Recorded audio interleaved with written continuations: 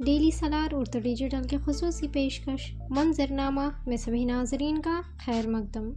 آج کی اہم خبروں میں سب سے پہلے ہندوستان کی اسپیکٹرم نیلامی 141.4 میگا ہرٹز ریڈیو ویوز کے ساتھ 11,340.78 کروڑ روپے میں فروخت ہوئی۔ بھارتی ایئرٹیل نے نیلامی کی قیادت کی جس نے 6,856.76 کروڑ روپے کا اسپیکٹرم خریدا۔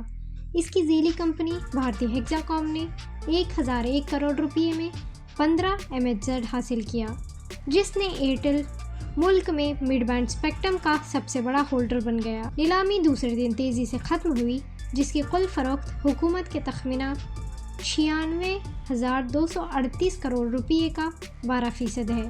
ریلائنس جیو نے 973.62 کروڑ روپے کا اسپیکٹرم خریدا اور ووڈافون انڈیا نے 3,510 کروڑ روپے کی سرمایہ کاری کی۔ ناڈ پربھو کیمپے گوڑا کی 1515ویں سالگرہ کے موقع پر کیمپے گوڑا انٹرنیشنل ایئرپورٹ نے ان کے ویژنری لیڈر کو خراج عقیدت پیش کیا۔ کیمپے گوڑا کے ویژنس راستے پر چلتے ہوئے ایئرپورٹ اس موقع پر اپنی پائیداری اور پانی کے تحفظ کے اقدامات کو اجاگر کر رہا ہے۔ عام آدمی پارٹی نے اپنے لیڈر اروند کیجریوال کی گرفتاری کے خلاف احتجاج میں صدر دروپدی مرمو کی پارلیمنٹ سے خطاب کا بائیکاٹ کیا۔ آپ لیڈروں نے دعویٰ کیا کہ گرفتاری سیاسی طور پر محرک تھی اور اس کا مقصد اپوزیشن کی آوازوں کو دبانا تھا۔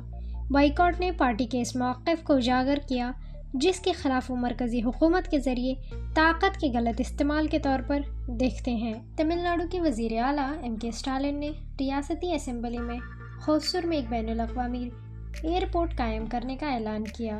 تجویز کردہ ایئرپورٹ 30 ملین مسافروں کو سنبھالنے کی صلاحیت کے ساتھ 2,000 ایکڑ پر پھیلا ہوگا۔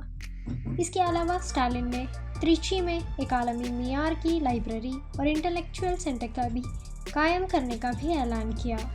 تمل ناڈو کی معاشی ترقی کی اہمیت کو اجاگر کرتے ہوئے اسٹالن نے 2030 تک ریاست کی معیشت کو $1 ٹریلین تک پہنچانے کے ہدف کے لیے مختلف اقدامات کا ذکر کیا۔ سماجوادی پارٹی کے سربراہ اکھلیش یادو نے دہلی کے لوک نائک ہسپتال میں آپ وزیر آتشی سے ملاقات کی۔